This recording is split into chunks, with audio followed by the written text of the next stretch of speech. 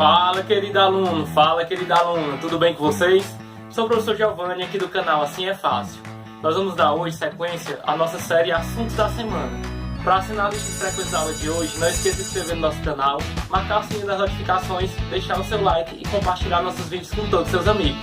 Se você gostar do nosso vídeo de hoje, não esqueça de escrever nos comentários o Assim é Fácil. Vamos lá para o assunto de hoje.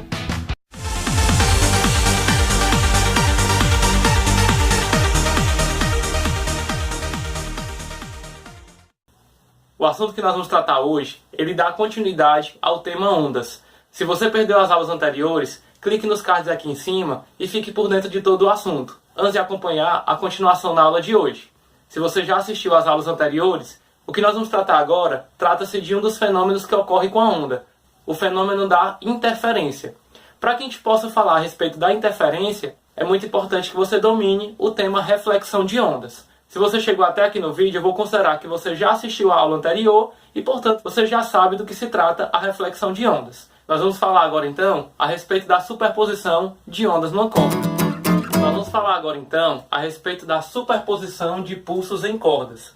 Que essa superposição ela pode ocorrer em duas situações. A primeira situação, nós vamos considerar os pulsos em fase, que correspondem àqueles pulsos que se encontram na mesma posição. Portanto, formando duas cristas ou formando dois vales. Para que haja a superposição, é muito importante que a gente considere que esses dois pulsos estão se propagando na mesma direção e em sentidos contrários. Portanto, acompanhe a situação. Veja que nós temos aqui uma corda em que dois pulsos estão se propagando em sentidos contrários e nós vamos considerar que A1 corresponde à amplitude do pulso 1 e A2 corresponde à amplitude do pulso 2. Veja que como eles estão se propagando de forma a ir um de encontro ao outro, no momento em que eles se encontram, o que nós percebemos é a formação de um pulso momentâneo, cuja amplitude corresponde à soma das amplitudes do pulso 1 com o pulso 2. Veja que no momento posterior a este encontro, nós vamos ter a formação dos dois pulsos anteriores como se nada tivesse ocorrido. Portanto, o pulso 2 continua se propagando com a mesma frequência e com a mesma amplitude que ele tinha antes do encontro, e o pulso 1 também continua se propagando com a mesma frequência e com a mesma amplitude que ele possuía antes desse encontro. Veja que nesse momento nós denominamos a esse tipo de interferência uma interferência do tipo construtiva, onde nós temos o encontro de dois pulsos em fase, gerando um pulso momentâneo, cuja amplitude é a soma das amplitudes. Nós também vamos trabalhar com a situação em que os pulsos se encontram em oposição de fase. A oposição de fase corresponde à situação em que os pulsos estão formados em situações contrárias. Corresponde à situação em que os pulsos estão contrários, ou seja, um é a crista, outro é o vale, ou vice-versa. Para que a gente possa então analisar a situação, vamos considerar que o pulso 1 forma uma crista e o pulso 2 forma um vale, em que o pulso 1 se propaga para a direita, o pulso 2 se propaga para a esquerda, cada um com as suas amplitudes, A1 e A2, respectivamente. No momento de encontro desses dois pulsos, nós vamos ter a formação de um pulso resultante, cuja amplitude deste pulso é dada pela diferença entre as amplitudes do pulso 1 e do pulso 2. Veja que na imagem apresentada, o pulso 1 possui amplitude maior do que o pulso 2. Portanto, essa diferença gera um pulso resultante cuja amplitude é voltada para cima. Já se o pulso 2 tivesse amplitude maior do que o pulso 1, a amplitude resultante estaria voltada para baixo. E num caso particular, caso essas amplitudes tivessem a mesma intensidade, nós teríamos um pulso resultante de amplitude zero. Veja que no momento posterior, os pulsos continuam a sua propagação como se nada tivesse ocorrido. Ou seja, o pulso 1 continua se propagando para a direita com a mesma amplitude que possuía antes da interferência, e o pulso 2 continua se propagando para a esquerda com a mesma amplitude que ele possuía antes da interferência. A esse tipo de interferência, nós denominamos de interferência destrutiva. Portanto, é assim que se comportam pulsos que se sobrepõem em cordas. Vejam que eles confirmam o princípio da independência da propagação dos pulsos. mesmo que haja a interferência momentânea de um pulso a outro, após a passagem dessa interferência, eles continuam se propagando como se nada tivesse ocorrido. Vamos analisar agora uma próxima situação. Visto que ocorre com a propagação de pulsos numa mesma corda, caso sejam gerados pulsos frequentemente, ou seja, pulsos periodicamente, em que esses pulsos eles se movimentam em sentidos contrários, nós vamos poder observar a formação da superposição de ondas periódicas. Para que a gente possa fazer uma melhor análise dessa situação, vamos acompanhar essa situação em um simulador. O simulador mostra o seguinte. Eu vou utilizar esse simulador para mostrar para você a superposição de ondas periódicas, tanto para fontes de mesma frequência, como para fontes de frequências ligeiramente diferentes. Nesse momento, no primeiro mostrador, você pode observar que o ΔF é igual a zero, ou seja, a diferença de frequência nas duas ondas apresentadas é igual a zero, elas têm a mesma frequência. Como a fase dessas duas ondas também é zero, nós não conseguimos observar no primeiro gráfico a formação de duas ondas, mas veja que pela formação do gráfico resultante, nós conseguimos concluir que nós temos uma superposição de duas ondas. Sempre que duas cristas estão se encontrando, nós temos um aumento na amplitude, e quando dois vales se encontram, também há um aumento na amplitude. Como essas ondas se propagam também na mesma direção e no mesmo sentido, nós temos aqui apenas uma formação de uma superposição de ondas. Neste caso, nós podemos efetuar a mudança na fase para mostrar que nós temos duas ondas formadas. Veja que quando nós deslocamos a fase em 180 graus, nós geramos exatamente uma destruição total da onda, ou seja, a crista de uma sempre vai estar encontrando o vale da outra, o vale da primeira vai estar sempre encontrando a crista da segunda. Desta forma, nós temos uma superposição totalmente destrutiva.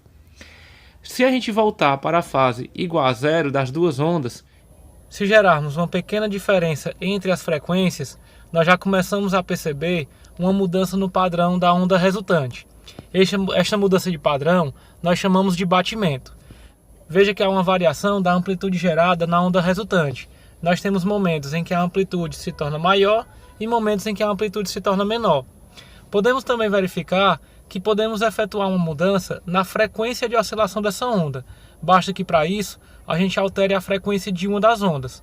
Veja que quanto menor a frequência, menor é a frequência resultante, menos ondinhas nós temos em cada um dos ventres. Quanto maior a frequência, mais ondinhas nós temos em cada um dos ventres. E podemos aumentar a quantidade de ventres aumentando a diferença entre a frequência das ondas e diminuir a quantidade de ventres diminuindo a diferença entre as frequências das ondas. Para que a gente possa calcular o que nós chamamos de frequência resultante, que é a quantidade de oscilações em cada ventre, e a frequência do batimento, que é a quantidade de ventres por unidade de tempo, nós temos duas relações. Para que a gente possa analisar essas relações, vamos voltar para a lousa. Como vocês puderam observar no simulador, uma das consequências da superposição de ondas periódicas é a formação do batimento. E nesse batimento nós podemos determinar dois valores. O que nós chamamos de frequência resultante do batimento, que é a frequência cuja onda resultante está oscilando. Esta frequência é determinada pela média das frequências das fontes envolvidas. Portanto, a soma de suas frequências dividido por 2. Também é possível determinar o que nós vamos chamar de frequência do batimento, que é justamente com que frequência se alternam o aumento e a redução das amplitudes, gerando justamente o que nós chamamos de batimento. Esta frequência é determinada pela diferença da frequência maior pela frequência menor entre as fontes envolvidas. Essa diferença resulta no que nós chamamos de frequência do batimento. Uma outra situação que nós também podemos encontrar para a superposição de ondas periódicas é o que nós chamamos de ondas estacionárias. Para que você possa entender do que se trata ondas estacionárias, veja um exemplo de ondas estacionárias representadas no próximo simulador. Eu estou mostrando agora para você a formação do que nós chamamos de ondas estacionárias, que é a configuração resultante da superposição de duas ondas idênticas que se propagam na mesma direção, porém em sentidos opostos. Veja que eu estou considerando que o fio ele está preso nas duas extremidades. Nas ondas estacionárias nós podemos destacar alguns pontos. Os pontos em que a corda passa pelo eixo de simetria nós chamamos de nó.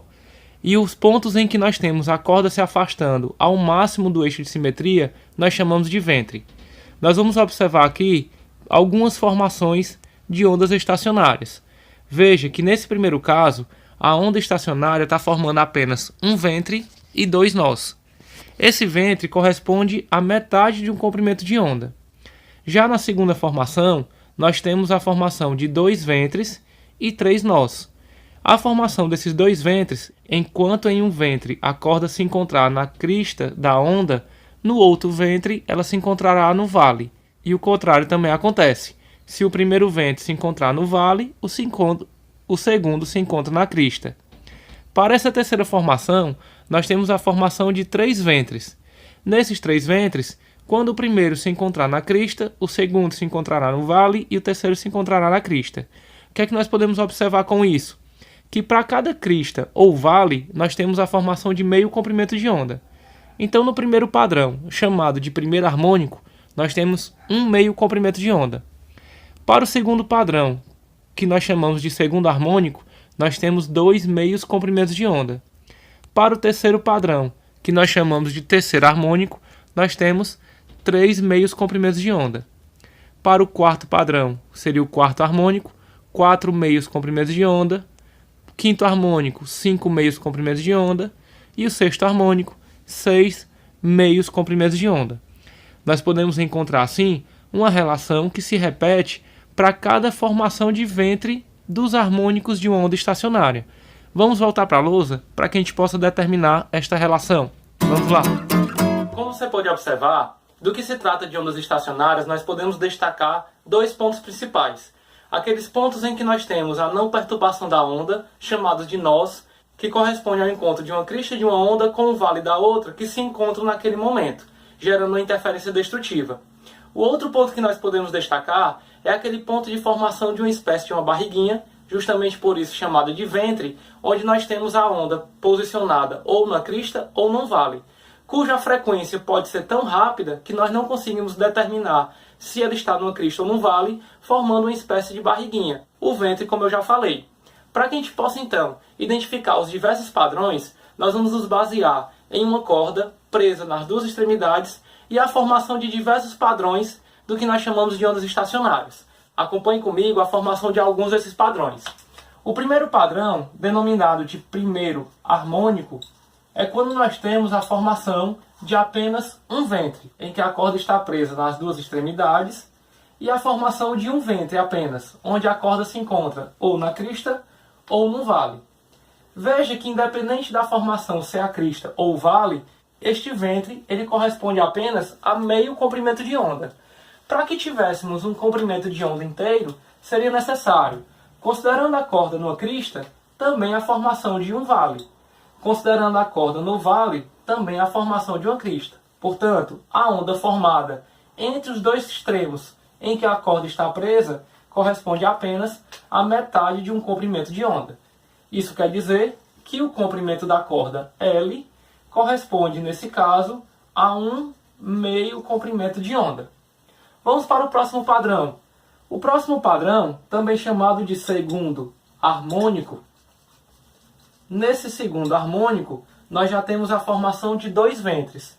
Veja que eu vou utilizar uma corda de mesmo comprimento, em que nestes dois pontos de amarração, nós temos agora a formação de uma crista e um vale, ou do contrário, um vale e uma crista. Portanto, nós temos a formação de três nós, os dois pontos de amarração e um ponto central, e duas cristas, correspondendo ao comprimento da corda. Este comprimento da corda, portanto, corresponde a dois ventres, ou seja, dois meios comprimentos de onda. Fazendo agora o terceiro padrão, chamado de terceiro harmônico, nós podemos observar a formação de três ventres, ou seja, os mesmos pontos de amarração da corda. Nós vamos ter agora a formação de uma crista, um vale e uma crista, ou, do contrário, um vale, uma crista e um vale. Portanto, a formação de 1, 2, 3, 4 nós e 3 cristas, formando o comprimento da corda.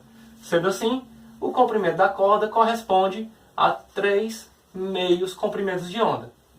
Veja que nós podemos observar pela sequência de padrões formados que o comprimento da corda sempre está correspondendo ao número inteiro de meios comprimentos de onda.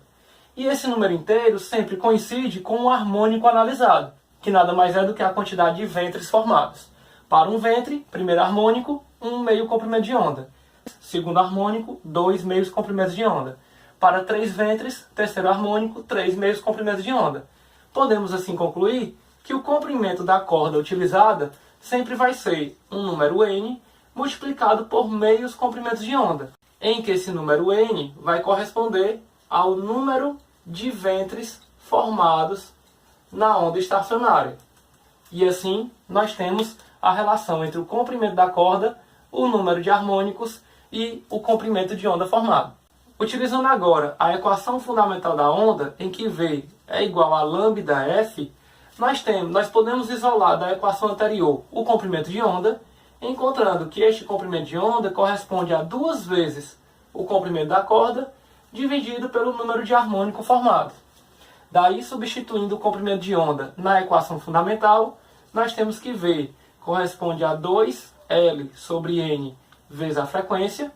A frequência, portanto, de oscilação da onda estacionária pode ser determinada por N vezes V, N vezes a velocidade de propagação, dividido por 2 vezes o comprimento da corda utilizada para a formação da onda estacionária. E é assim que nós analisamos a formação da superposição de ondas periódicas, formando ondas estacionárias. Fique atento e não perca nenhum detalhe da nossa aula de hoje. Vamos lá! Galera, nós vamos falar agora a respeito do fenômeno da ressonância, que trata-se da situação em que o corpo que está oscilando oscila na mesma frequência da fonte geradora de onda. Quando uma fonte gera uma onda, o que ela está proporcionando é uma transferência de energia.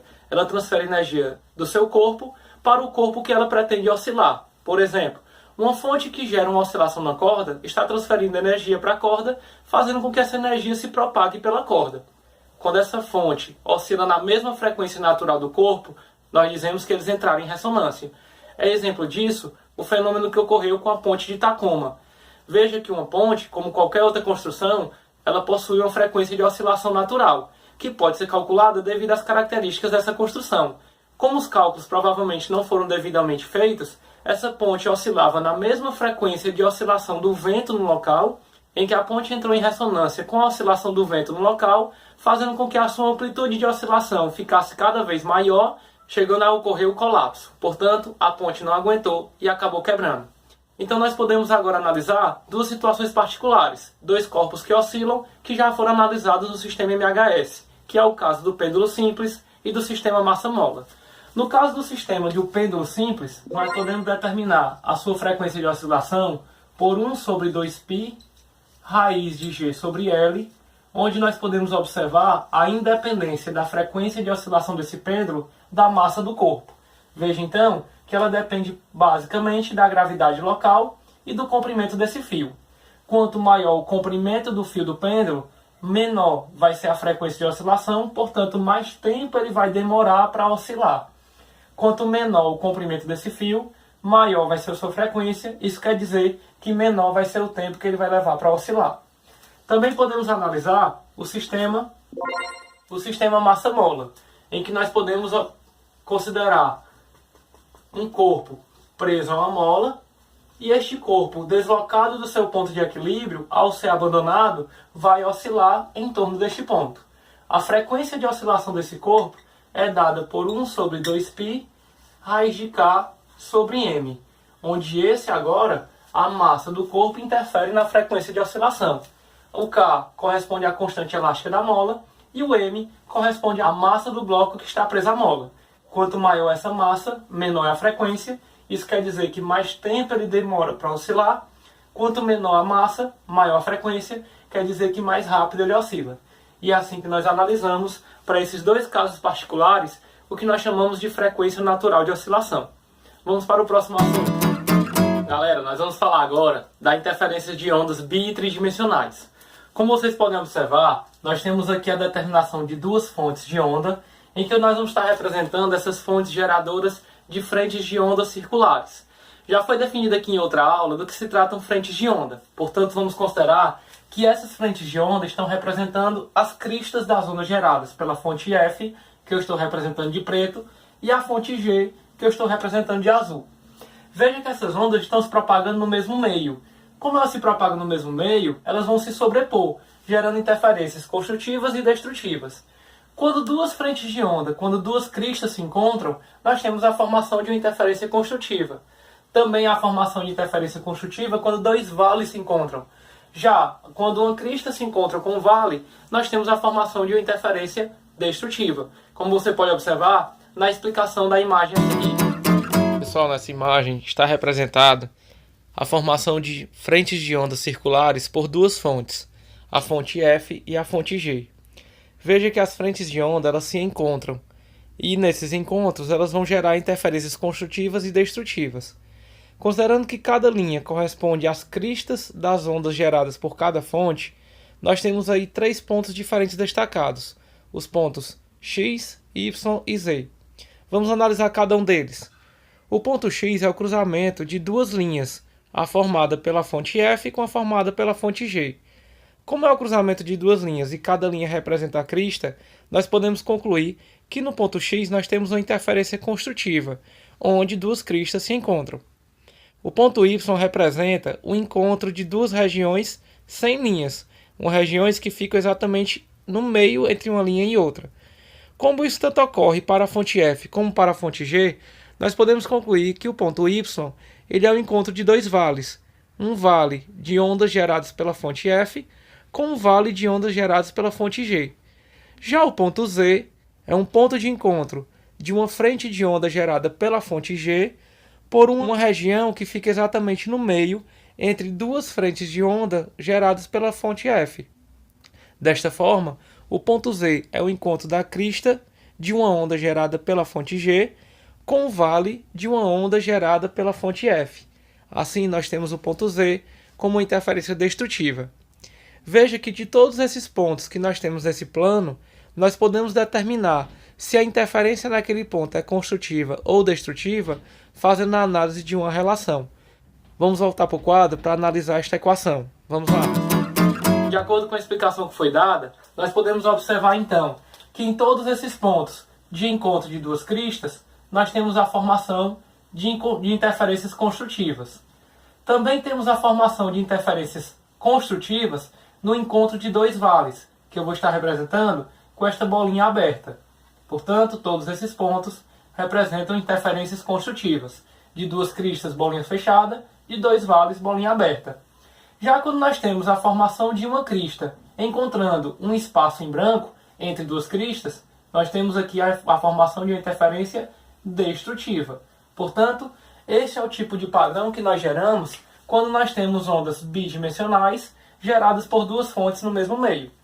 É importante que você perceba que nós conseguimos, através de uma relação, determinar em cada um desses pontos se a interferência é construtiva ou destrutiva, bastando para isso apenas observar que a diferença de uma interferência destrutiva para uma interferência construtiva é apenas de meio comprimento de onda.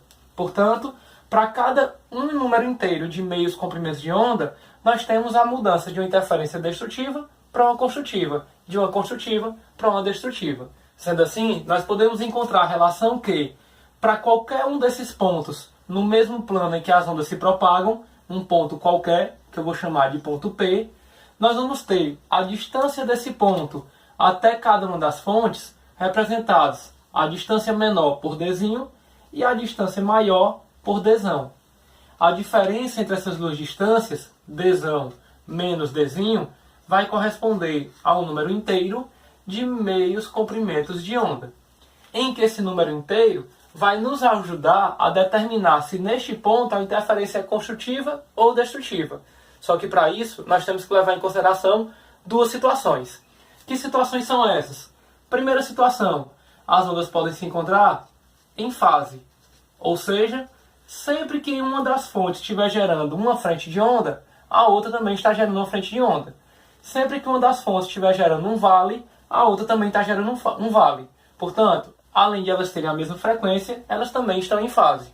Para esse tipo de situação, nós podemos chegar às conclusões que interferências construtivas ocorrem para o n assumindo um valor par, ou seja, 0, 2, 4, 6 e assim por diante.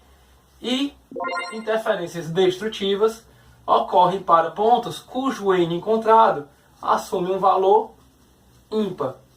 Portanto, valores como 1, 3, 5, 7 e assim por diante.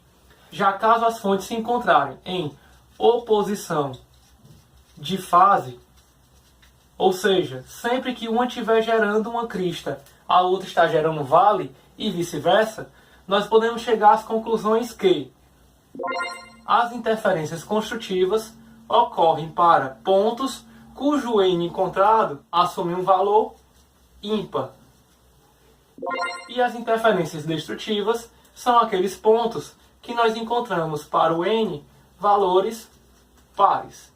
Portanto, 2, 4, 6, 8 e assim por diante. Então é assim que nós determinamos em um local em que estão sendo geradas ondas bi ou tridimensionais, se naquele ponto nós temos um ponto de interferência construtiva ou destrutiva.